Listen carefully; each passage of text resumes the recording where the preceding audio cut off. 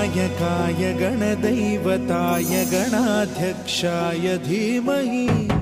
गुणशरीराय गुणमण्डिताय गुणेशानाय धीमहि गुणातीताय गुणाधीशाय गुणप्रविष्टाय धीमहि